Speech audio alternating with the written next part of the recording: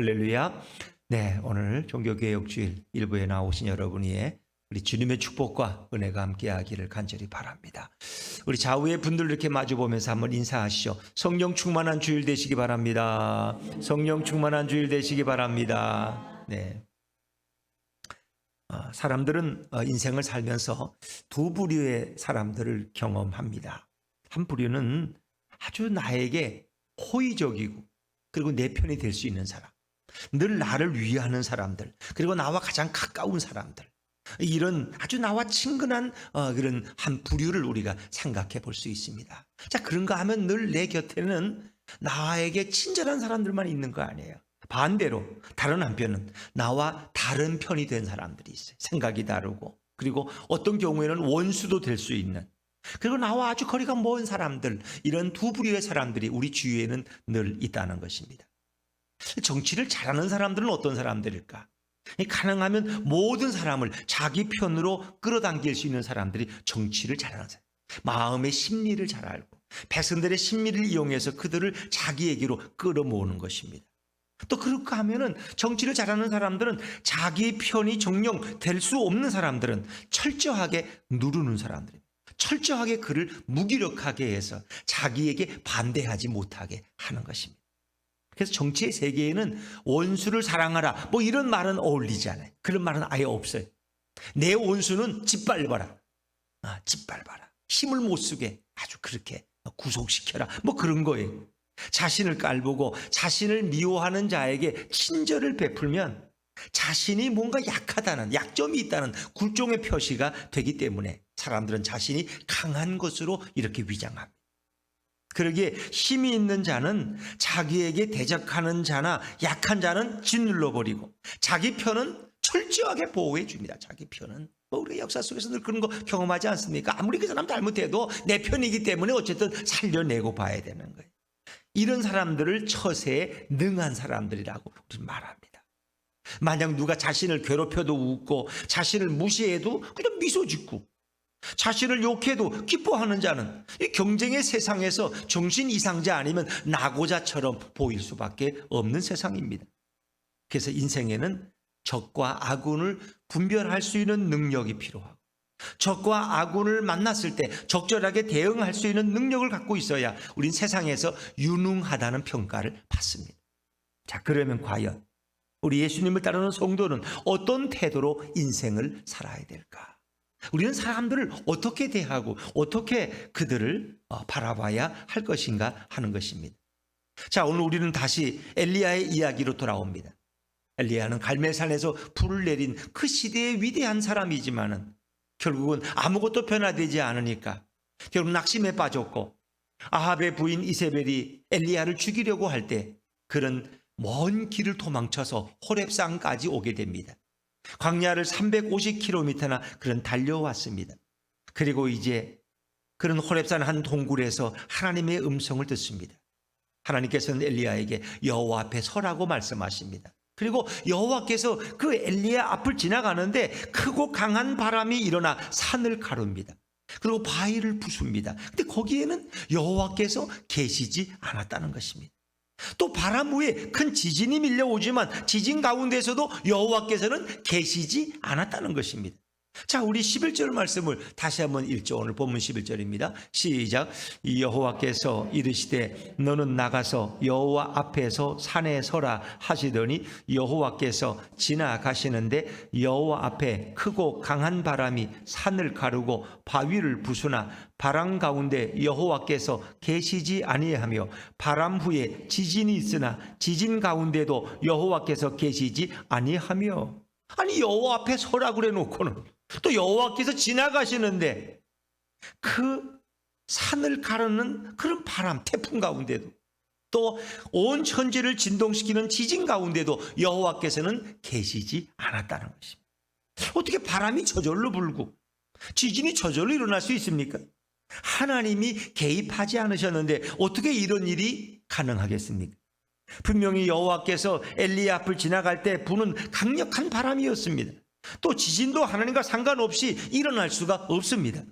분명히 엘리야 앞에 계신 여호와께서 일으키신 지진임에도 불구하고 그 지진 가운데 여호와께서 계시지 않는다고 성경은 아주 단호하고 분명하게 우리에게 말씀해 주고 있습니다. 자, 이 바람과 지진 가운데만 계시지 않은 게 아니에요. 불 가운데도 계시지 않았다는 거예요. 너무 신기하지 않습니까? 자, 12절 말씀을 또 읽어볼까요? 12절입니다. 시작. 또 지진 후에 불이 있으나 불 가운데에도 여호와께서 계시지 아니하더니 불 후에 세미한 소리가 있는지라. 아니, 불 가운데도 하나님이 계시지 아니했어요. 불 가운데도 여호와께서는 계시지 않았어요. 우리가 시내산에서 보면 모세가 하나님을 만날 때 불과 구름과 연기 가운데 하나님이 강림하셨다 그랬는데, 아니 여기는 불 가운데 하나님이 계시지 않았어요. 우리 기독교의 중요한 교리 중에 하나가 하나님의 전능성입니다. 하나님은 전지전능하십니다. 모든 것을 다 아시고 모든 것에 다 능하십니다. 그런가 하면 또 하나님은 무소부재하십니다. 무슨 말이에요? 무소부재. 어디든지 다 계신다. 교회에도 계시고 가정에 직장에도 계시고 내가 화장실에 가면 화장실까지 계시는 그런 분이 바로 무소부재하신 하나님. 아니 어디든지 계신다면서 하나님이 없는 것도 없고 하나님이 주관하지 않는 것은 아무것도 없어요. 참새 한 마리가 떨어져도 하나님이 허락해야 떨어져. 아니 머리 한 톨 빠지는 거 뭐 그냥 빠지겠어요? 하나님이 허락하지 않으면 그것도 안 빠져. 그 하나님이 우리 아내 머리는 요즘 왜 많이 빠지게 하는지 모르겠어요. 근데 본인은 또 새 머리가 나서 문제가 없대. 내가 샤워하고 나면 머리털이 별로 안 빠지는데 우리 아내가 샤워하고 나면 막 머리털이 그랬어. 하나님 우리 아내를 왜 이렇게 미워하시나. 근데 자기는 또 너무 새로운 머리가 계속 나기 때문에 아무 문제가 안 된대. 자, 하여튼 머리카락 하지도 하나님이 허락하지 않으시면 빠질 수가 없다는 거예요. 근데 심지어 지옥도 하나님의 분노와 저주로 인해서 타오르는 불과 고통의 장소가 되는 것이죠. 거기에도 하나님이 주관하신다는 거예요. 지옥도. 그러니까 하나님이 계시지 않은 곳은 아무것도 없다는 거예요. 자, 그러면 어떻게 성경은 여호와께서 계시지 아니하며 여호와께서 계시지 아니하며 여호와께서 계시지 아니하며 이렇게 세 번이나 반복해서 기록하고 있는가? 그렇죠. 오늘 본문에만 해도 세 번 나와요. 여호와께서 바람과 지진과 불 가운데 계시지 않았다는 것은 도대체 무슨 의미가 있을까? 분명히 내 앞에 계신다고 그러고 내 앞을 지나간다 그랬는데 아니 또 계시지 않는다는 거예요. 엘리야에겐 지금 어떤 하나님이 절실하게 필요할까요? 자신을 죽이려는 악한 자들에게서 엘리야를 보호하시고 구원하시려면 그 하나님은 바람 가운데 나타나셔야 되고 지진 가운데 역사하셔야 되고 불 가운데 임하셔야 되는 거예요. 왜? 그게 능력의 하나님이니까. 엘리야는 호렙산에 와서 어떤 하나님을 간절히 원하고 필요로 하고 있을까요? 바로 산을 가르는 무서운 하나님, 바위를 부수는 그런 바람의 하나님이 필요해요. 그래서 엘리야를 핍박하는 하나님을 거부하는 악한 자들을 그냥 태풍으로 다 날려버릴 그런 하나님이 오늘 엘리야에겐 필요한 거예요. 하나님을 대적하고 하나님의 종인 엘리야를 죽이려던 이런 자들은 다 지진으로 몰살시켜야 되는 거 아닙니까? 하나님의 제단을 파괴하고 엘리야를 죽이려는 자들은 불이 내려서 다 태워버려야 되는 거 아닙니까? 바로 이런 하나님이 지금 엘리야에게 너무 절실하고 너무 필요한 거예요. 또 여러분에게는 어떤 하나님이 제일 필요해요? 황금으로 생긴 하나님? 돈이나 좀 많이 주시면 좋겠다. 예를 들면 건강이 하나님이 주시면 건강이나 좀 주시면 좋겠다. 그래서 엘리야를 구원하려면 바람과 지진과 불의 하나님이 엘리야에게 절실하게 필요했다는 것입니다. 근데 왜 하나님은 거기에 계시지 않으셨을까? 이제 이런 질문을 가지고 우리가 말씀을 나누면 좋겠어요. 처음 하나님 인간을 창조하셨을 때 인간은 구원을 받아야 할 죄인이었어요? 죄인이 아니었어요? 죄인이 아니었어요. 죄인이었다 그러면은 다른 교회에서 오신 분들이야. 우리 교회 교인들은 이제 죄인이 아니라는 걸 알아요. 우리가 하나님 처음 만들 때 우리는 죄인이 아니야. 그때 인간은 다 무죄했어. 그래서 죄로 인한 위협과 어떤 불안도 없었어요. 죄의 징벌도 없었어요. 정말 하나님께서 인간을 위해서 만드신 지구 에덴 동산은 인간이 살기에 가장 완벽한 곳이에요. 어디 가도 그런 곳은 없어요. 에덴 동산에는 강한 태풍의 재해도 없었고 삶을 파괴하는 지진도 없고 우리를 놀래키는 불의 위협도 없었어요. 며칠 전에도 불이 나서 이렇게 사람들이 어려움 당한 얘기 듣잖아요. 근데 어리석게도 인간은 이렇게 완벽하게 돌보시는 하나님의 은혜를 저버린 거예요. 그리고 하나님을 외면했어요. 결국 인간들은 하나님의 말씀에 불순종함으로써 인간들은 범죄하고 타락한 존재가 됐어요. 타락한 이후부터 인간들 어떻게 했어요? 사람의 위협, 사람이 보면 무서워. 바람과 지진과 불의 위협에 시달리면서 쉴 곳을 찾지 못하고 늘 불안해하며 도망다니는 존재가 바로 인간의 타락한 존재의 모습이 되었어요. 인간들은 자연과 인간의 위협 속에서 상처와 아픔과 고통을 날마다 경험하며 살게 됐어요. 그리고 인간은 사람들에게 받은 그 상처와 고통을 되갚기 위해서 어떻게 해요? 복수의 칼을 가는 거예요. 타락한 인간은 자신을 아프게 했던 자들을 죽을 때까지 보복하고 복수하기 위해서 살아가. 너 왜 사냐? 복수하기 위해 살지. 저놈보다 내가 잘 살아야 돼. 이럴 수 있어. 왜? 너무 그때 그냥 상처가 크기 때문에.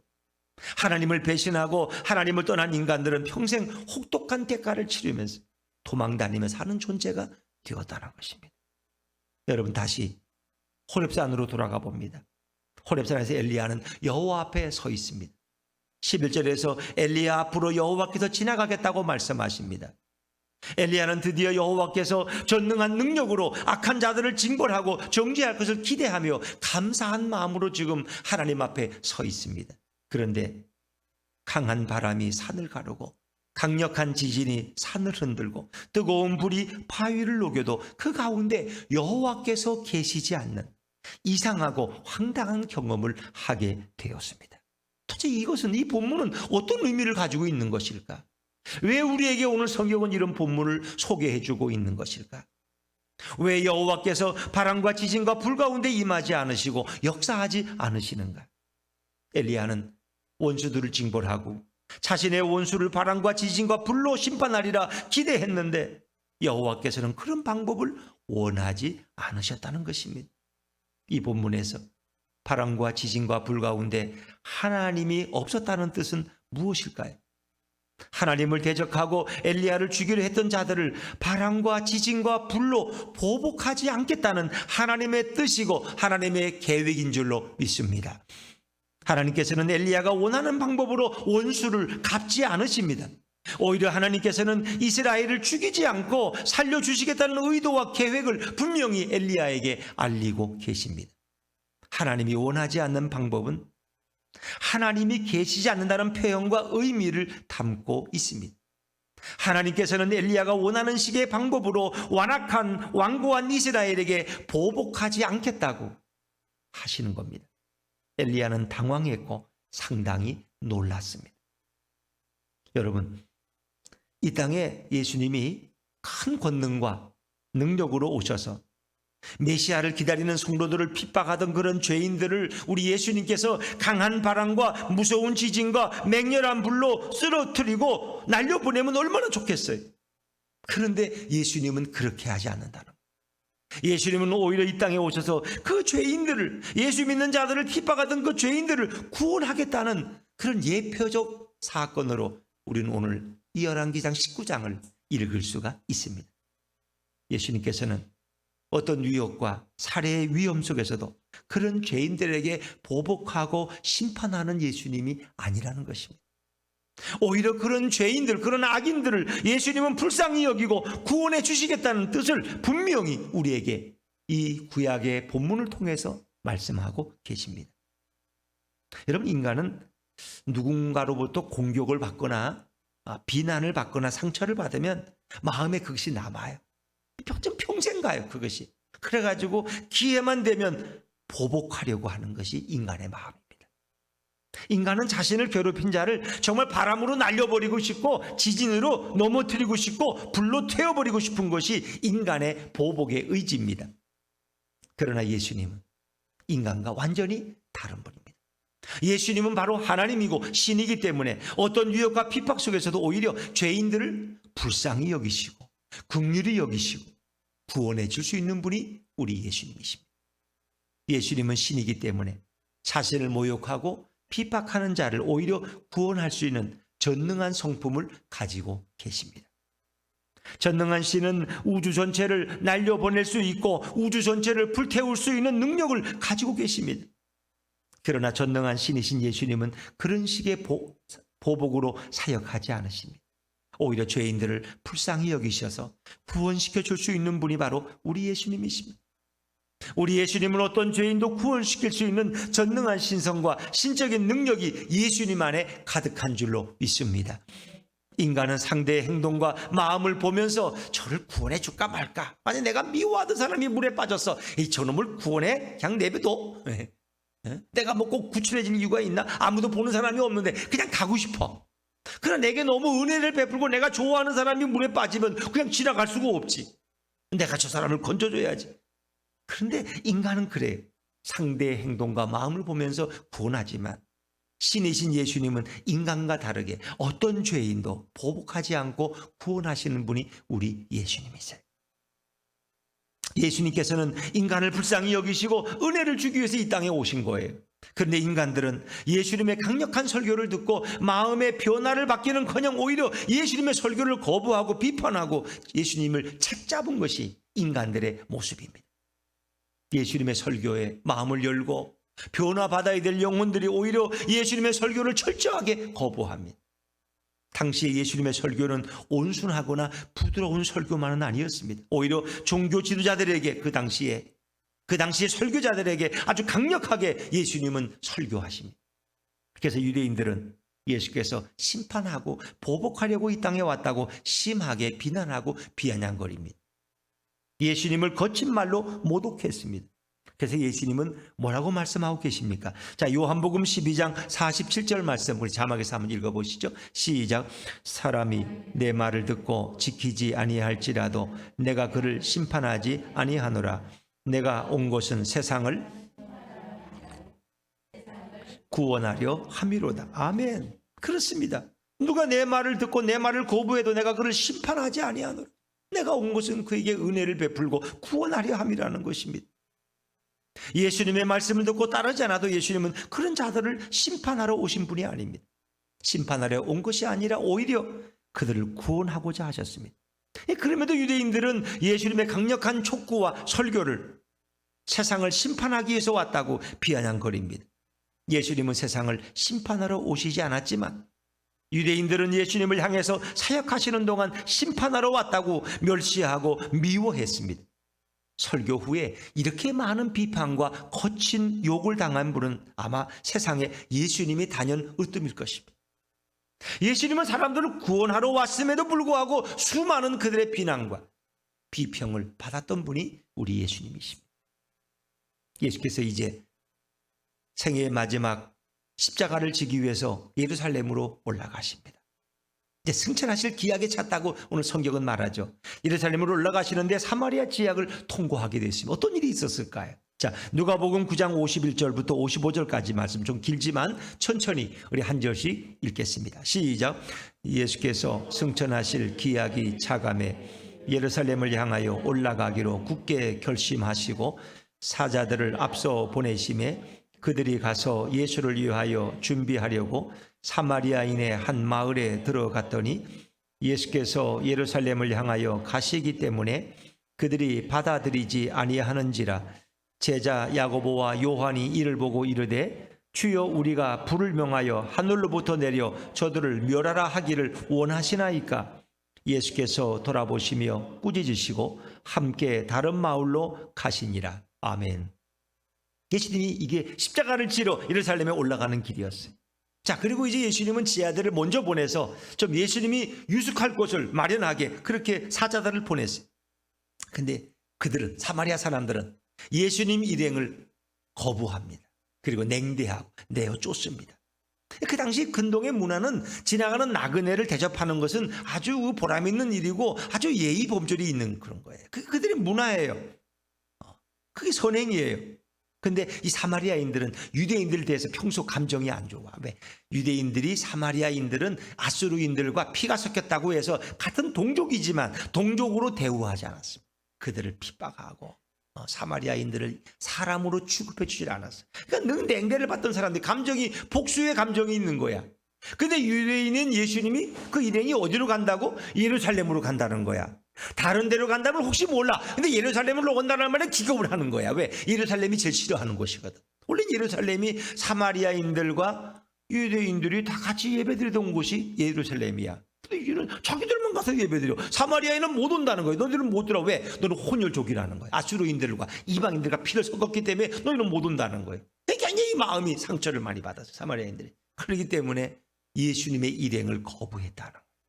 자, 그랬더니 이 야고보와 이 다른 제자들이 화가 난 거예요. 야고보와 요한이 하늘에서 불을 내려서 이 마을을 그냥 태워버리는 게 좋지 않겠습니까? 근데 예수님은 오히려 동조하지 않고 맞다, 네 말이 맞다 하지 않고 그들을 꾸짖었습니다. 함부로 어디서 불을 내리느냐 이놈들아 하면서 꾸짖고 다른 마을로 가서 유숙하셨다. 뭐 그런 겁니다. 자, 사마리아인들은 일종의 보복을 예수님의 일행에 한 겁니다.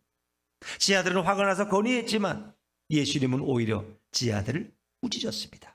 아마 야고보와 요한은 굉장히 사마리아인들이 믿고 아마 괘씸했을 거예요. 그러니까 심판에 불을 내려서라도 저들을 다 태워 죽이면 어떻겠습니까? 하면서 건의하고 싶었어요. 근데 예수님은 오히려 화를 내셨어요.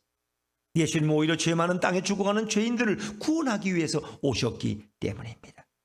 예수님은 진노와 심판의 불을 내리기 위해서 오신 분이 아닙니다.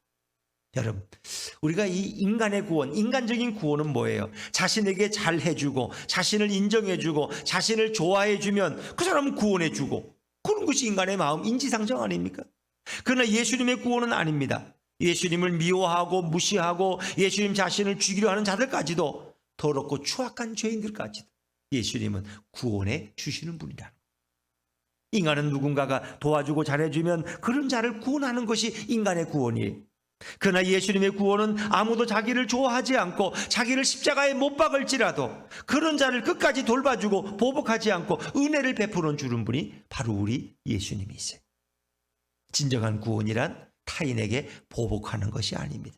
진정한 구원은 자신의 원수까지도 은혜를 베풀어 주는 것이 진정하고 완벽한 구원입니다. 한번 따라해 보세요. 진정한 구원은 자신의 원수까지도 은혜를 베풀어 주는 것입니다. 그렇습니다. 인간의 구원과 예수님의 구원은 근본적으로 다른 것입니다. 예수님은 바람으로 산을 쪼개고 바람으로 태양의 불도 순식간에 꺼트릴 수 있는 능력을 가지신 분이에요. 태양불이라면 예수님이 능력을 발휘해서 못 꺼트리겠어요? 대낮에도. 그러나 예수님은 그렇게 죄인들을 심판하지 않으시고 오히려 자신의 죽음을 통해서 구원을 주십니다. 엘리야가 호렙산에서 만난 하나님은 진노와 보복 가운데 계신 하나님이 아니었습니다. 구원과 은혜 가운데 계신 하나님이셨습니다. 바로 이 하나님이 인간의 모습으로 이 땅에 내려와서 우리 모두를 구원해 주신 예수님인 줄로 믿습니다.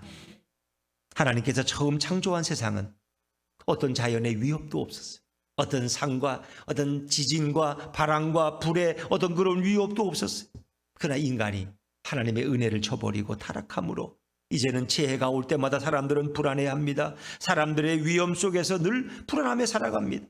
인간의 힘으로 스스로를 돌이키고 구원에 이르지 못할 때에 우리 자비로우신 은혜의 하나님, 인간을 불쌍히 여기시고 예수 그리스도를 예비하셨다가 때가 되어서 그 예수님을 이 땅에 보내셨습니다.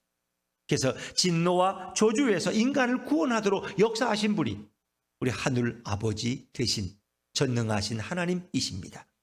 자, 요한복음 3장 16절 17절 말씀을 우리 너무나 잘 알지만 한번 같이 읽어보죠. 시작. 하나님이 세상을 이처럼 사랑하사 독생자를 주셨으니 이는 그를 믿는 자마다 멸망하지 않고 영생을 얻게 하려 하심이라.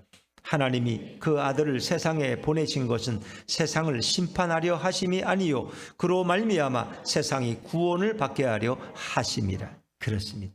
하나님의 계획은 세상을 심판하려는 것이 아니라 세상의 죄인들을 사랑하시고 구원해 주시려는 은혜로운 계획을 예수님을 통해서 이루어 주십니다. 이처럼 죄인들을 향한 하늘 아버지의 은혜는 바다보다 깊고 하늘보다 높은 것입니다. 이 큰 하나님의 사랑을 받은 죄인들은 예수님을 통해서 어떤 죄악과 허물이 있어도 심판을 받지 않습니다. 은혜로 구원받는 길이 우리 앞에 활짝 열린 줄로 믿습니다. 할렐루야. 이 얼마나 좋으신 주님이시, 얼마나 은혜로우신 하나님이신가. 우리가 공로를 많이 세워서 착한 일을 많이 해서 마음 심보가 곧아서 구원받는 것이 아니라 예수님의 은혜로 대신 부어지는 예수님의 공로로 우리가 대신 구원받는 길을 활짝 열어주신 분이 바로 하늘 아버지십니다.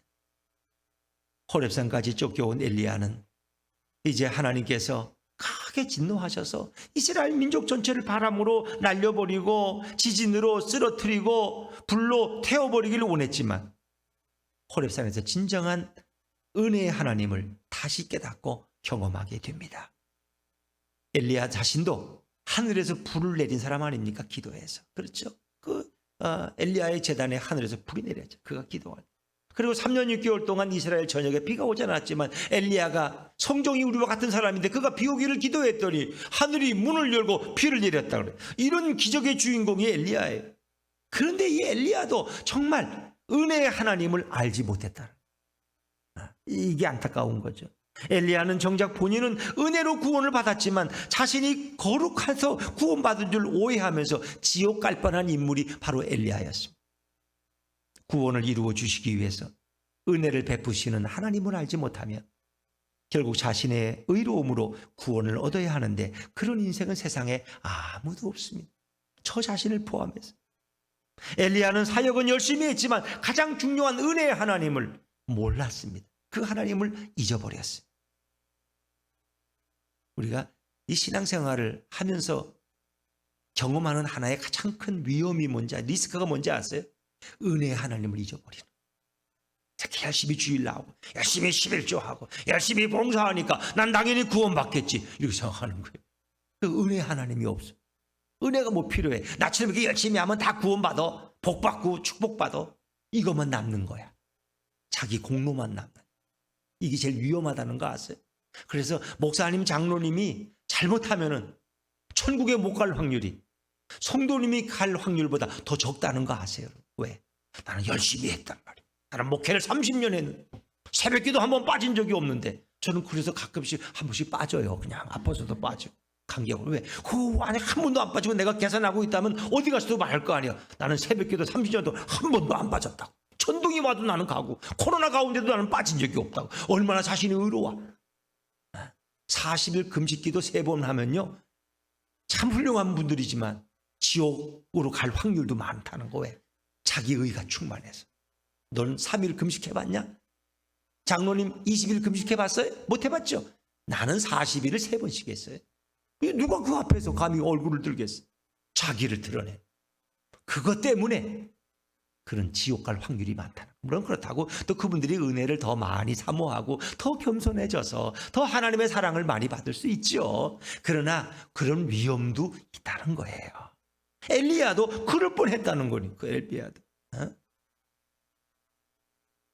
그런데 엘리야는 달라졌어. 호렙산 사건을 통해서 이제 구원이란, 사역이란 그렇게 힘으로 보복하고 자랑하는 것이 아니구나. 은혜를 베풀어야 한다는 것을 깊이 깨달은 위대한 선지자가 엘리야가 된 줄로 믿습니다. 이렇게 예수님을 정확히 알게 된 엘리야는 메시아가 오기 전에 반드시 나타나야 한다고 할 정도로 메시아와 엘리야는 분리할 수 없는 존재가 되었어요. 예수님이 가이사랴 필립보에서 사람들이 나를 누구라 하느냐, 얘 누구는 뭐 엘리야라고도 하고 선지자라고도 하고 그렇게 말하잖아. 그렇죠? 그러니까 엘리야와 예수님의 이름은 거의 같이 쓰일 정도로 엘리야는 예수님의 이런 예표가 된 인물이 되었다는 거예요. 왜? 그 은혜를 깨달았기 때문에. 여러분, 성도들은 교회 안에서 많은 인간관계를 경험합니다.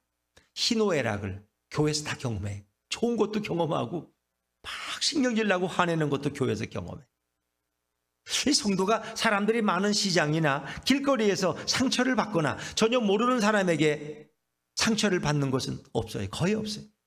뭐 시장에 갔다가 나 상처받아가지고 이제 제이마켓 안 갈 거야. 그런 얘기는 별로 없어요. 거기서는 다 친절하게 하니까. 오히려 성도는 교회 안에서 함께 신앙생활을 하는 은혜의 관계 속에서 상처받는 경우가 더 많아요. 그러다 보면 교회 안에서 내가 손을 좀 봐줘야 될 성도가 생기기도 하고 두고 보자. 성도 사이의 관계가 불편한 사람이 생겨나기도 해. 나한테 말을 아주 건방지게 하네. 싹이 노래 저 친구는. 이렇게 생각할 수 있어요. 이렇게 불편한 관계 속에서 상처를 입게 되면 엘리야처럼 바람으로 날려보내고 싶고 지진으로 쓰러뜨리고 싶고 불로 태워버리고 싶은 마음이 왜 없겠어요? 성도라고 해도 그 인간관계가 늘 평안하고 늘 만족할 수만은 없다는 겁니다. 때로는 성도의 가정 안에서도 미움이 발생하고 성도의 가정에서도 싸움이 생기고 성도의 가족 속에서도 원수처럼 될 수 있다는 거 아세요? 여러분, 그래서 지금 인터넷에 신문이나 뉴스에 보면은 살인 사건의 70%에서 80%는 가장 가까운 가족이나 이런 아는 사람, 지인의 관계 속에서 일어나고 있는 것이 대부분입니다. 모르는 사람들이 살인하는 경우는 거의 없어요. 묻지마 살인도 가끔 있어. 그건 너무 신기한 거야. 대부분은 뭔가 관계가 있어. 가족의 관계, 형제의 관계, 부모와 자식이라든가 뭔가 못마땅해. 가족 간에 늘 비비고 사니까, 부딪히니까, 갈등이 오니까. 그래서 거기서 살인하는 경우. 또 어떤 사람도 총부살인도 하고. 여러분, 성도는 교회 안에서 은혜를 받지만 동시에 성도는 교회 안에서 상처도 받습니다. 그 현실입니다. 이거 부인하지 않습니다. 성도가 상처를 받을 때마다 아합과 이세벨에게 상처를 받은 엘리야처럼, 사마리아인들에게 상처를 받은 제자들처럼 하늘에서 불이 내려와 복수하기를 원한다면 이것은 성도의 본분을 망각한 자입니다. 은혜로 사는 자가 아니라 복수를 위해서 살아가는 자입니다. 율법으로 사는 자예요. 마치 무협지에 나오는 어떤 피해자가 있잖아요. 어릴 때 자기 부모를 누가 죽였어. 그러면 이 어린아이가 저 산속 깊에 가서 도승을 만나가지고 수련을 해서 무술을 익힌 다음에 와서 복수하는 이런 그런 무협지 얘기들이 많이 나오잖아요. 성도는 그런 자가 아니라는 것입니다. 성도가 상처를 받았다고 해서 하늘에서 불이 내리기를 원한다면 그 성도는 예수님을 바로 아는 자라고 할 수 없어요. 성도는 상처를 받아도, 아픔이 있어도, 고통스러운 사건과 인간관계가 있어도 상처를 되돌려 주는 자가 아닙니다. 오히려 그 상처를 예수님 안에서 은혜로 바꾸어야 하는 자가 성도인 줄로 믿습니다.